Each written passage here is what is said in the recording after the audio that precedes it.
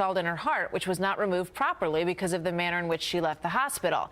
I'm joined now by Jeff Gold. He's a former prosecutor, and Deborah Blum is a trial attorney. Welcome to both of you. Jeff, what do we need to know about this legally? Well, why did they do it, of course, and why aren't they talking to the police? You know, the dad gave an interview to the Today Show, the mom talked to Hispanic radio. Why aren't they talking to the police and just quelling the fears that the child's okay? You know, dad put the phone to his ear and said, hey, I'm speaking to my wife and daughter now. They're fine, when he spoke to the Today Show. Well, why not let the police speak to the mother and find out if the daughter is okay? They skipped out the day before they were supposed to be released. The child was supposed to be released. Why was that? Let's find some answers out.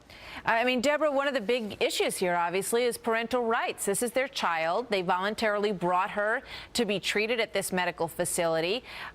You know, but you also have the issue of the prior infection and whether or not the parents are serving this girl or whether they in any way are endangering her. Well, just quickly to speak to what Jeff just spoke about, I believe that people do fear the authorities.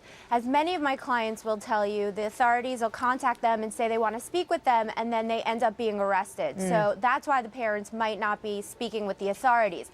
The parents do claim that they're treating their daughter, and this comes down to the issue of whether they are properly treating their daughter, and they say that she's receiving medical care, and also were they acting in her best interest? They were very fearful. It seems that they had a daughter who had her arm amputated, and they weren't getting answers, so they thought they were acting in her best interest. Was it prudent? No, but does it mean that they committed a crime? This is their child. Yeah, I mean, that's the big issue here, and your heart just goes out to this poor little girl. As you point out, she's already had her arm amputated. You can see, you know, this little child in the middle of the screen in that black T-shirt, and you just wonder what's going through her head. And it raises so many questions, Jeff, but I don't know. I mean, what's there in Mexico? I don't know that there's anything that anybody here on this side of the border can really do about it, is there? Well, if there were charges, but there needs to be an investigation first. I mean, what's the problem right now is apparently they left the day before. The child had a catheter in the heart still.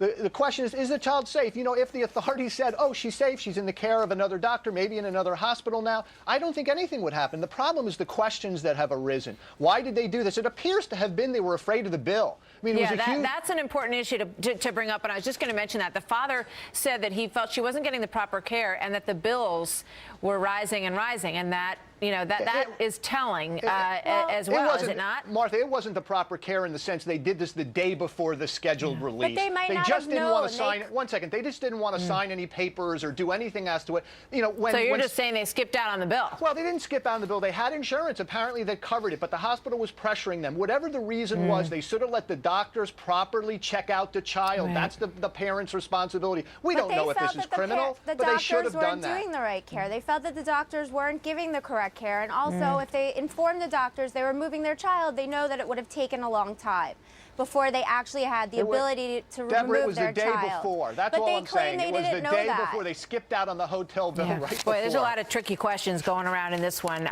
Thanks very much to you both for trying to get at some of it for us. We'll keep an eye on it. Ultimately, we hope that girl's okay. We sure do.